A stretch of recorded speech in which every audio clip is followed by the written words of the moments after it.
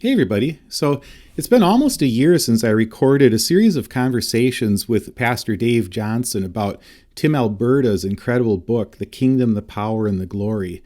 And those conversations were fascinating and encouraging to me at the time. And they laid a foundation for pretty much everything that I did on this channel in 2024.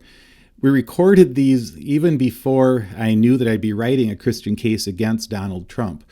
So this channel had about 350 subscribers back then, which means most of the current subscribers probably haven't seen these videos, and I think they're really important to understanding this channel. So I'm re-releasing them now because I want to provide a way to step back and do some thinking about the bigger picture of how the church got to where we are today and how we can fulfill our calling to be a blessing in the days to come, no matter who's president. So enjoy. Welcome to the Culture, Faith, and Politics podcast. I'm Pat Kahnke, and I'm here again today with Dave Johnson. And we're continuing to talk through Tim Alberta's book, The Kingdom, the Power, and the Glory. And today we're talking about chapter 4, which is a lot about Russell Moore from the Southern Baptist Convention, but also just a lot about the Southern Baptist Convention itself.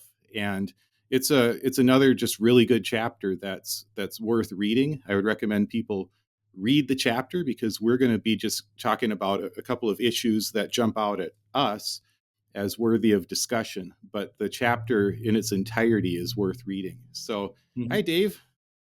How are you doing? Pat. Good to see you again. Yeah. Enjoy doing this with you. Yeah, I'm really enjoying this too. I'm learning a lot from you every time we talk, which is great. You know, it's also scary. Like, wow. Yeah, I think other people are too. You know, and it actually leads to comments that we get and questions, and I'm just really enjoying that. I'm enjoying the interactions with people who comment underneath our videos, and so that's great.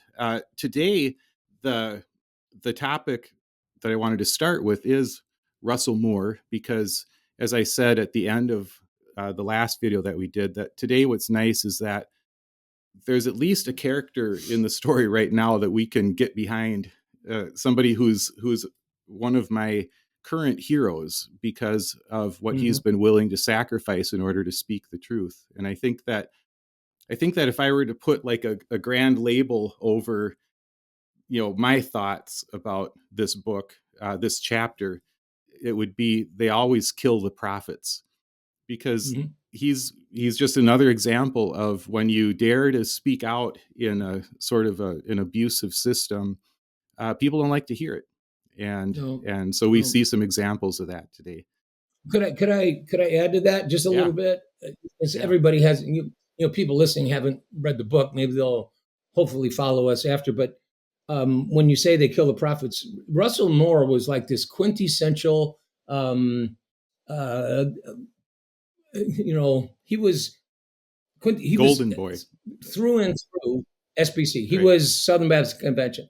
He was a company man. Okay, I'm all in. I mean, he was the president of the executive ethics committee or something like that, and he was in line to become the president. Southern Baptist his whole life. He loved this denomination, these people. It was his tribe, his home, and his identity. And so when he began to see and want to talk about issues, not just of abuse, but that was horrific. 700 victims, 20 years of cover up, but also the original sin of the Southern Baptist Church is how they were really formed in their division between the North and the South over slavery, and the Southerns embraced slavery, and they just don't want to look at that possibility that when you call him a prophet, he was someone he was in that family, and so the price had. And I think he was actually stunned when he began to move toward what was the truth about people who were being abused sexually in the denomination and whatever else. I think he actually expected people to respond positively and go, oh man, you got to do that. Thank you for bringing this to our attention. Right. Yeah.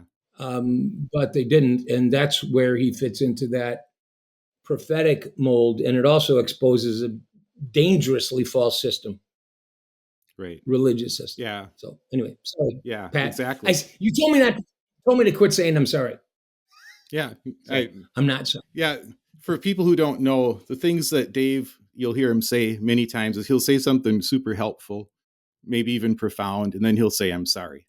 Or he'll say, blah, blah, blah. Well, blah blah And it's blah like, blah blah blah. and I love it. It's like, I'd miss it if you didn't say it. So yeah, Okay, okay. this chapter starts with Russell Moore. It starts with Tim Alberta talking with him, and it tells a lot of his backstory, which I won't read all of that. But what I do want to say is like Dave was saying, he was the golden boy. He was this Mhm. wonderkind, at the Southern Baptist Convention, and he was going places, and then found himself on the outs, uh, not only because of his opposition to Donald Trump, but very much that played a role. It was his opposition in the early days to Donald Trump's candidacy along some of the moral issues, and uh, especially the thing that happened with the Access Hollywood tape, where Donald Trump was bragging about being able to sexually assault women, and when you're a star, they let you do it. And Russell Moore was just Right. appalled that evangelicals were not speaking out against that, but they were covering for him. And so he wrote some things, and he just found that his critiques of Donald Trump were not welcome, and but he didn't stop. He continued to speak the truth, I would say, about this sort of thing. And one of the things that I found, a principle that I've seen again and again, that keeps happening, is that uh, Christians quite often are allowing Donald Trump to decide who's in and who's out of the Christian camp. And I'm doing a different video which is on this. which is it's just absurd Yeah, that that's it's absurd. It's and absurd, but some Christians.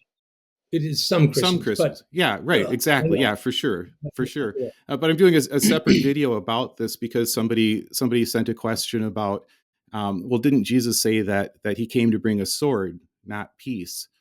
And just when you look at that passage, for instance, the whole point of that passage is Jesus is saying, by your choice to follow me, I you will put yourself in a position where there will be strife even within your own family, where father will be set against son and mother against daughter, by your choice to follow me.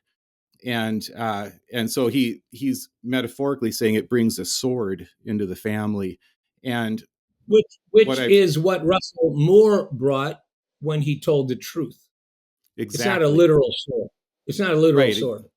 Yeah. Exactly. And so by Right. Russell Moore making the choice to follow Jesus in this moment, rather than the guy that everybody was excited was, this guy's going to be president and he's going to be on our side and stuff, so they were covering for him. When Russell Moore, because of his conscience, chose to speak out, and because he's following Jesus, it brought a sword, in the sense that now he was being attacked. He was, there, so division was happening.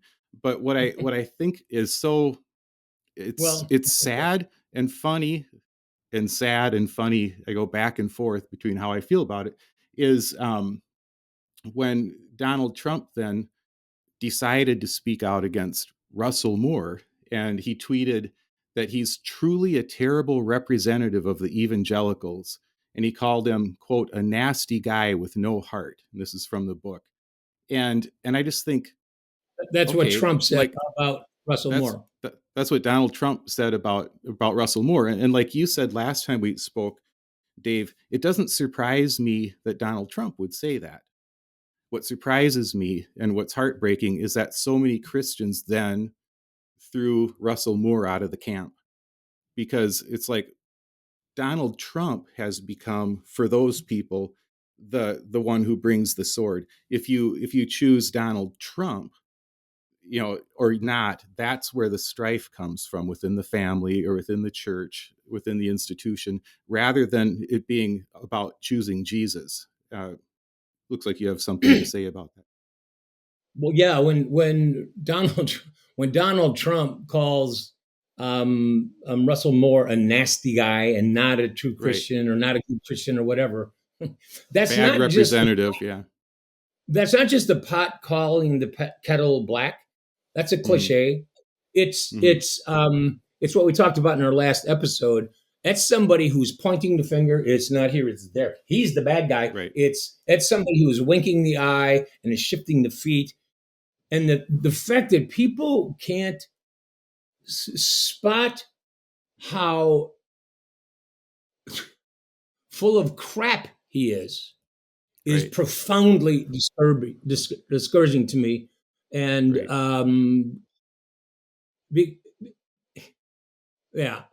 he's flipped the script. The other thing you said something about, like, the sword was brought on Russell Moore when he's told the truth. I was trying to say, actually, that I think when Russell Moore said, no, we have to talk about the 20-year cover-up of sexual abuse in the denomination, he was bringing a sword. Yeah. He was bringing a sword in a very healthy, I mean, Jesus said, a healthy way. I came to bring a sword. I came to expose false religious systems. That's why he turned over the temples. He's not talking about a physical sword. You know, I want to say to people who go, Jesus, get an education, like, figure out what you're talking about before you talk. I'm really out of patience, Pat. I'm sorry. No, it's easy to run out of patience. It's pretty easy on a YouTube channel to come and drop a Bible passage out of context and move on. And that was one that was dropped. But I do think it's important to talk about it and to address it, because it's. Well, I think it's important because I think that kind of stupid stuff needs to be called stupid. I agree. I couldn't agree more. So yeah, I know that like the whole story of Russell Moore is important in this chapter. And then he shows up later in I think a really hopeful way towards the end of the book also, where later on in the book, we'll hear about some things that he's doing to, like, currently, to try to support pastors who are trying to just preach truth. He's not being political. He's not, he's just trying to help pastors who want to ground their congregations in truth, and to sort of create a bulwark against some of these attacks that are coming on the conscience of Christians. And so he's doing that currently. He's also at Christianity Today now. But I know that, Dave, a lot of this chapter prompted some thoughts on your in your mind about just the Southern Baptist Convention. And I know that you've written a book on spiritual abuse before that we've mentioned, and I'm not painting the Southern Baptist Convention with a broad brush about that. I'd like to have you just sort of share some of the things that it prompted in your thinking, this chapter. Yeah. I thank you for that little caveat too, because I don't want to just pick on the SBC, the Southern Baptist Convention, but that is what kind of came up in this chapter with Russell Moore and the price he paid for trying to speak the truth to power. But where it connected with the spiritual abuse issue that I wrote about, and it's kind of been in my DNA for 28 years, is when the disclosure was finally made. SBC, to their credit, invited in an independent investigation company or whatever they were, and they really did get to the bottom of things, and they exposed a lot of things. But one of the things that I remember reading was that there was incredible stonewalling when victims began to come forward, and there was vilifying of them, and anyone who was pushing or advocating that we make reform and really help these victims was paying a pretty high price. And one of the quotes that really caught my attention was a guy by the name of Augie Bodo. And he was the chief counsel of the Southern Baptist Convention's executive committee.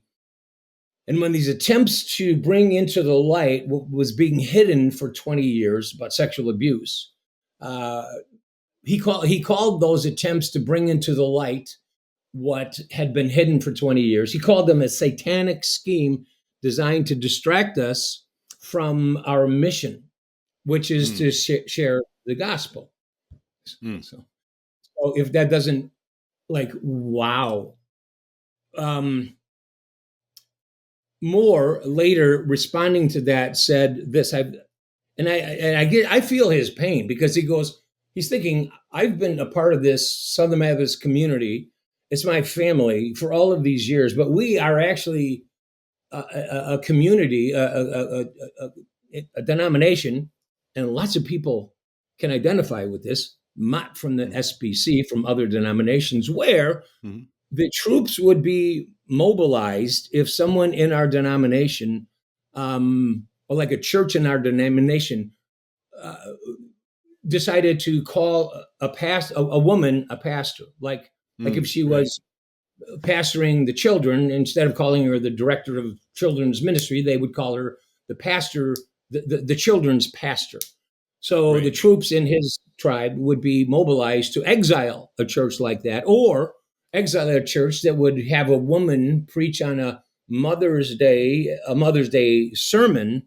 So they would be really careful about making sure we get rid of that, but would call rape and molestation that lasted for 20 years with 700 victims a distraction. What that's called, I'm getting worked up. Right. It's called straining a gnat and swallowing a camel. Jesus talked about it in Matthew 23:14 in this very long list of characteristics he described and laid out. Read your Bible. Read it, Matthew 23. And one of the characteristics is, if you're wondering what you're looking at and you see somebody straining a gnat, stop right there. Straining a gnat, the Pharisees used to do that. A goblet of wine, there'd be a gnat in it, tiny little gnat. And so when they would drink their wine, to make sure they stayed pure, they would strain it literally through their teeth. And they found a gnat, because the gnat would make them impure. I can't have a gnat. Okay, so I'm going to strain out the gnat of a woman preaching on Mother's Day, but I will swallow the camel of rape and molestation for 20 years, and call the people who want to bring that into the light, say part of a satanic scheme designed to keep us off the mission. You lost the mission long ago. Right. Anyway, I'm right. No, that's it is infuriating to hear it, to hear the story, and to know that this goes on, in a lot of places. And again, it's not just to single out the Southern Baptist Convention, but super powerful group. This needs to be paid attention to. And later on in the book, Tim Alberta does talk about some changes that have happened there too. So there are some promising things happening there too. So it's not that there's no one there that cares. Yeah. Right.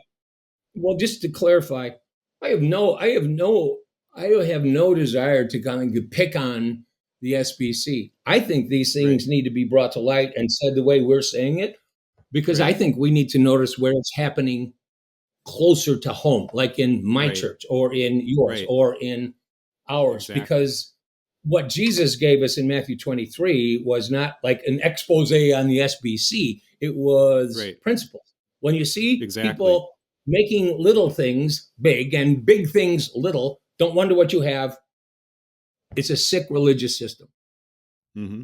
So what do you think is the motivation then? Like, because you think about like the people who, for instance, were leading the SBC, or say in just a local church where you see this sort of thing. What's the motivation for ignoring this sort of thing? I mean, I think it's pretty obvious, actually, and I feel safer when I keep it in the biblical text and then move over to SBC and the local church as well.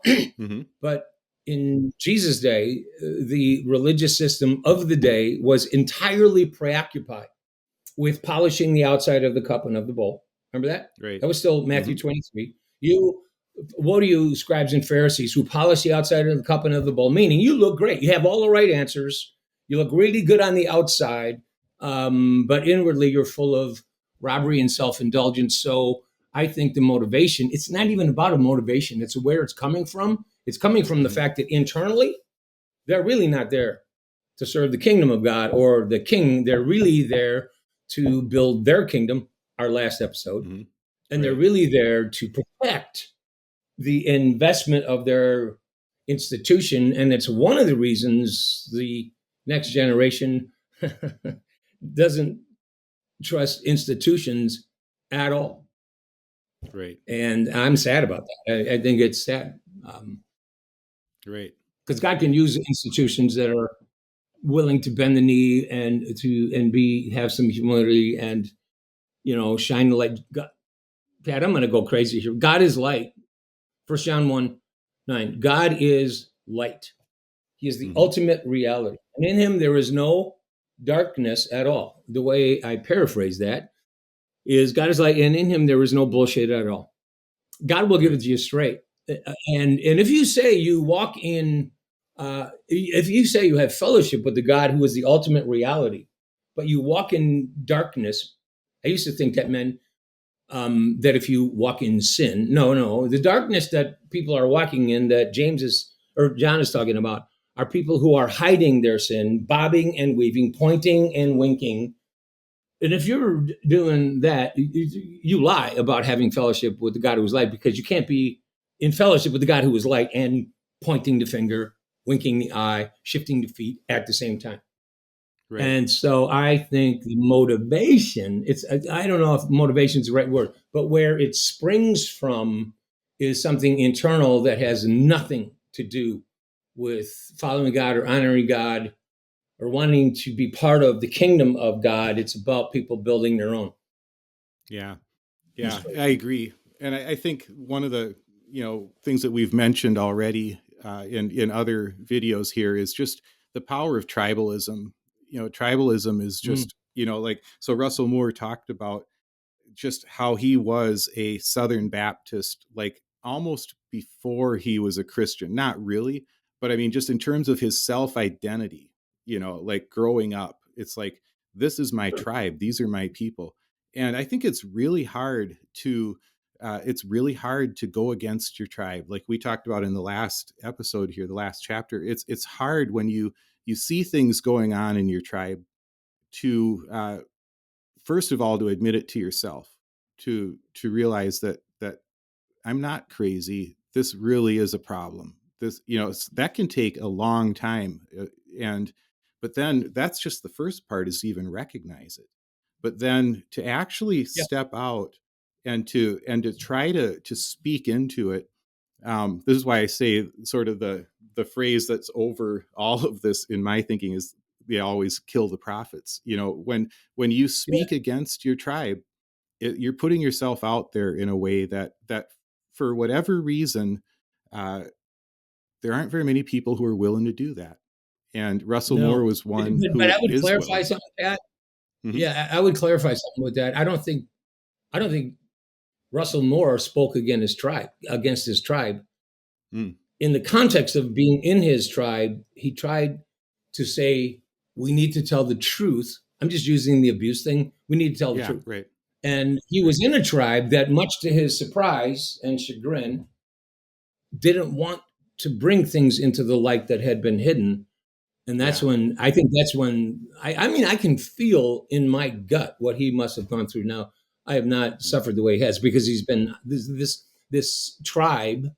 Richard Rohr refers to I see it as kind of a container. I think growing up in the SBC is a great thing. It's your container. I mean, I grew up in a Baptist General Conference, Bible Church, fundamentalistic, and there's a lot of things I don't think about. I don't think like anymore relative to fundamentalism. What a great container. It gave me some sense of who I was and what was right and what was wrong. Then you find out not everybody was there for the same reasons. So I don't think he ever confronted he didn't go after the SBC. He went after the truth. That's what got him in trouble. And that's a scary thing.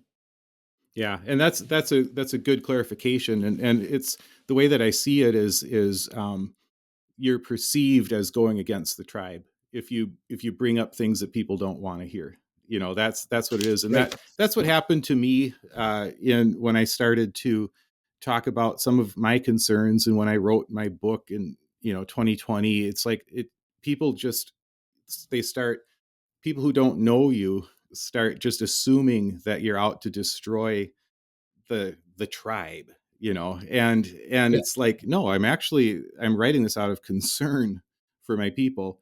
And I think that's what Russell Moore dealt with, and I could really relate to his sort of surprise and shock at how he was not accepted and not understood, because I felt the same way, where I thought, well, if I just point some of these things out, well, of course then people will see this, and we'll have this conversation, and it's not the way it tends to go.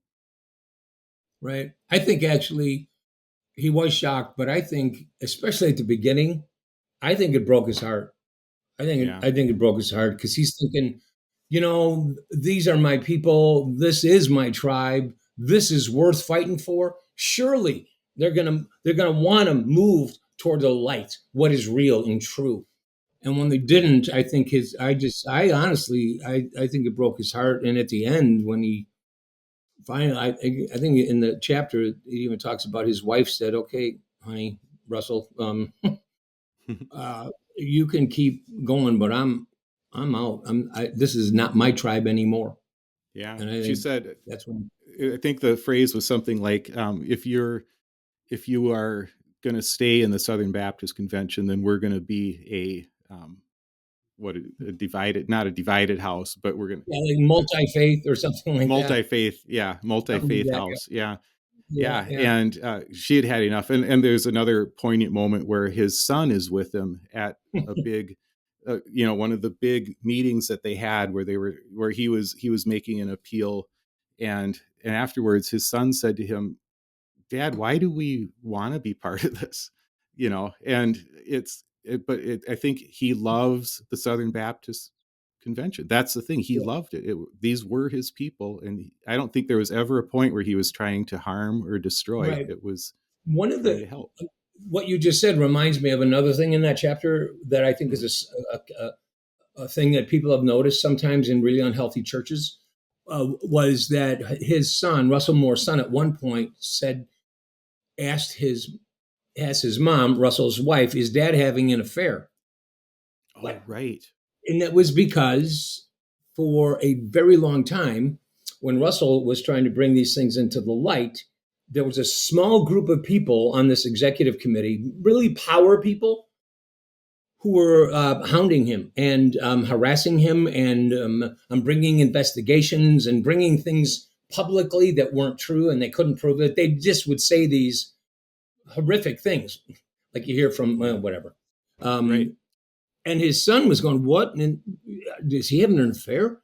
And the point I wanted to make in that was I've seen that in churches where you'll have a relatively small group of people Hmm. who have a lot of very intentional um, desire to hang on to their power, and they will intentionally attack anyone who they see as a threat, and usually the truth is a threat to their Right. power. And that's another thing I see. To me, it's like these big macro issues, SBC and Trumpism and all those things. Like I can't solve that, but you see it in your home, you see it in your church.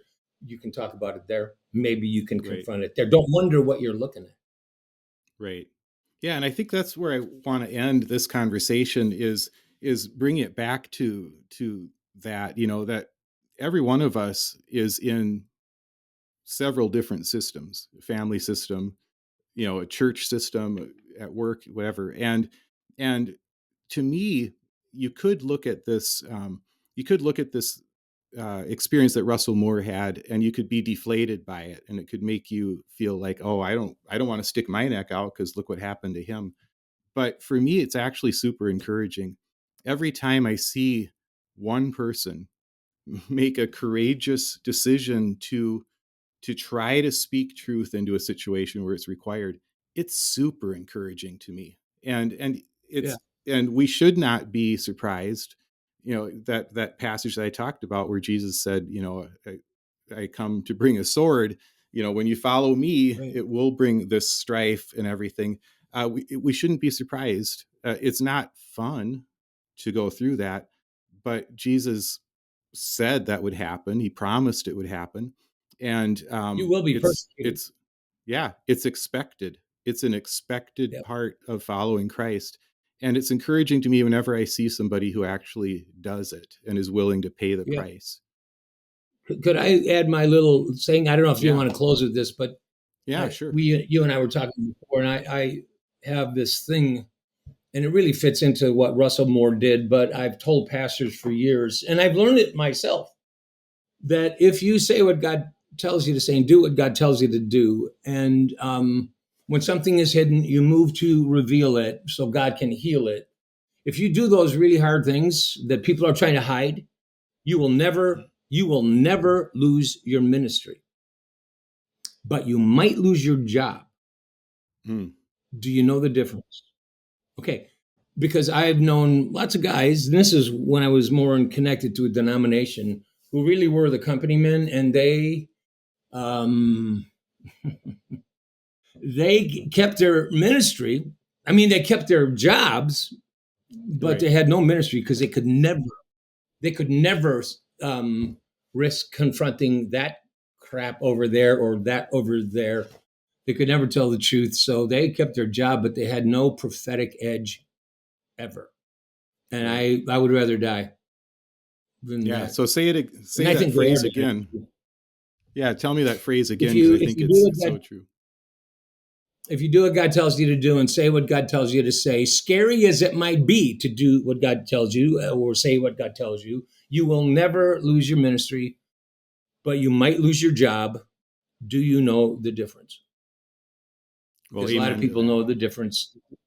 Yeah, hang on to their Yeah. job, but they have no ministry. And they maybe don't even know they don't have a ministry because people are still coming to church, but they're beholden. They know who they can't tell the truth to.